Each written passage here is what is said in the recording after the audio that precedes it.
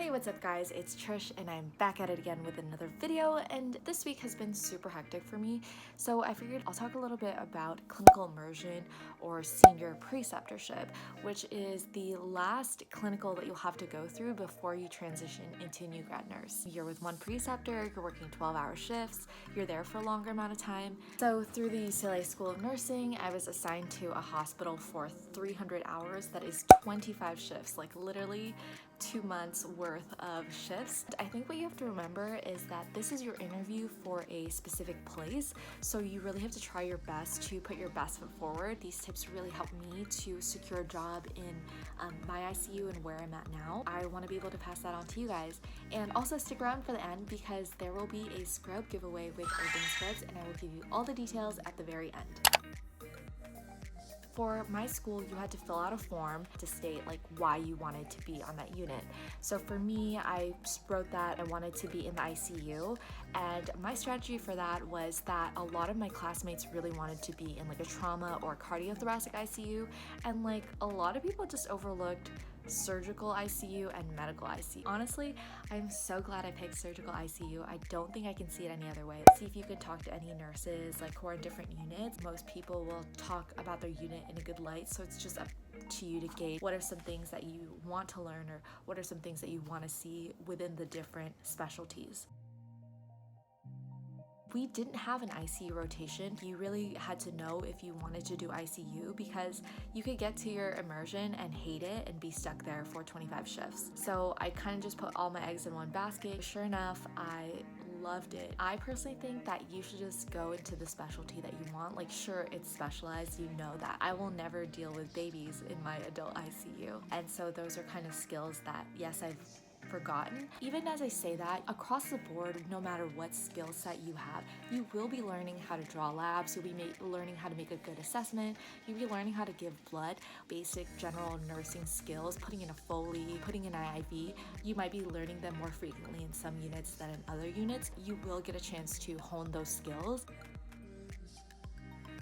So I'll see patients that are kidney transplants, I've seen liver transplants, pancreas transplants, small bowel transplants, sometimes lung transplants I'll see. I've also seen lines put in at the bedside, so hemodialysis line, triple lumens put in at the bedside, A-lines. I've had to titrate multiple drips, chag run insulin drip, lots of blood products, do transfusion protocol. I've seen lots of wound vac. I've seen fellows debride different types of wounds. I've only seen like ECMO ones, see lots of continuous dialysis machines, vascular patients, and sometimes we'll get some plastics. If they do need ICU observations, sometimes they'll come to us. There may be more, I just like can't think of it. I came in pretty much 3 days every week. I was a day shifter when I did my preceptorship, and my first day that I was there, I just straight observed.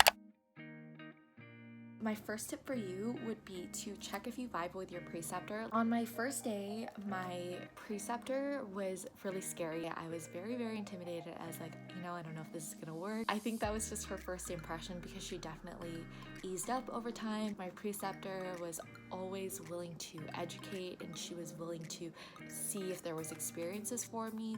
Your first impressions may not always be the most true, but you want to set expectations. So get their cell phone number so you can plan ahead and know their schedule. Something that we did, like my preceptor and I did, was at the end of each day, she would do an evaluation sheet for me. We would write down all the skills that we did throughout the day, and then she would rate me on like time management, communication, looking at the big picture. She would tell me what I did well and what I needed to work on.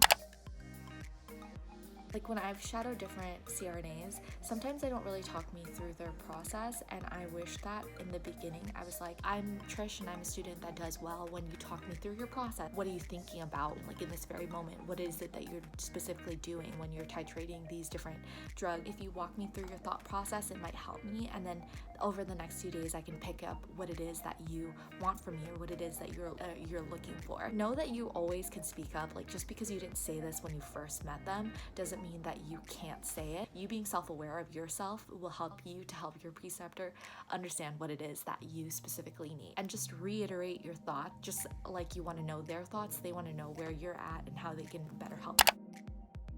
When you ask a lot of questions, make sure that you take a lot of notes. You can just ask them before the end of your shift. What is it do you think that I did well? What is it do you think I could improve on? And really review these overnight so that when you come into your next shift, you're ready. Like I said, remember that this is your interview for possibly a position at that hospital. If not on that unit, somewhere else that the unit director can recommend you on. They're gonna ask your preceptor if you're a good fit for the unit. So first of all, you gotta impress your preceptor, but also impress other people around you. When it's slow or when you're done charting, maybe once you kind of get the hang of it after a few days or a few weeks on the unit, start to ask other nurses if they need help. Just walk around kind of close by you. Like, obviously don't leave your patient so that nobody's watching them, but just go to like the next few doors down and say, hey, is there something I can help you with? Or if there's a call light and it's right next to you, but it's not your patient, go and answer it. Literally ask the care partner, is there anything that I can help you with? You are showing them who you are. People see you because you're taking initiative, and it shows that you want to be a part of this family. Tip number 6 is it's okay to feel stupid. You're a student, you're not expected to know everything, but really if that's something that bothers you, then you need to go home and take the time to think about what it is that you could have done better in terms of that scenario.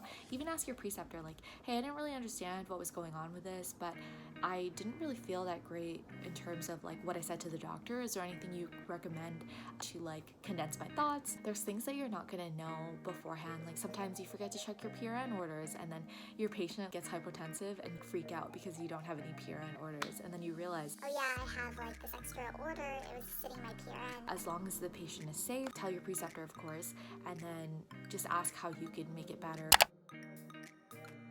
When you're new, you may not know how the charting system there works, and you may not know where to look up information in the notes. And maybe after you get a report from the offgoing nurse, ask your preceptor, hey, I still don't understand what she said when she said this about the patient. Could you explain that a little bit about how does that have to do with what we're treating them for? That can really help you out before you go and round with the doctors, because when you round with the doctors, you want to make sure that you understand the procedures that the patient has had done and why they ended up being in the ICU.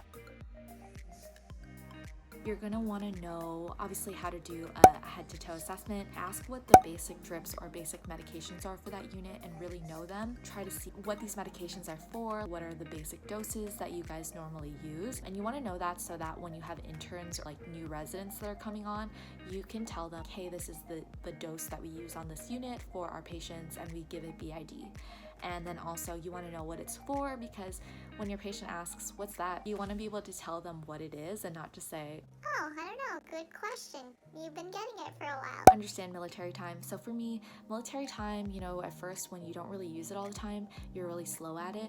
But now my phone is on military time, my computer is in military time, my car is in military time. Now I understand doctors' notes better. When they say the patient came in at 1300, I automatically know, okay, that's 1 o'clock. Ask in the beginning what your workflow is like ask your preceptor, how many assessments do you do? Like, when do the doctors come in? Then you want to break down each hour by its important tasks. So if you have 2 patients and they have a ton of medications in the beginning, then you want to know, okay, which one's more important to see. Lastly, I would bring a timer, so like have a watch. I love the Apple Watch because it had a timer on it, it had the time, I knew the date, so when I was like labeling medication, but also I could check my messages discreetly just in case. Made it a point to not have my phone out at all during my preceptorship. I wanted them to know that I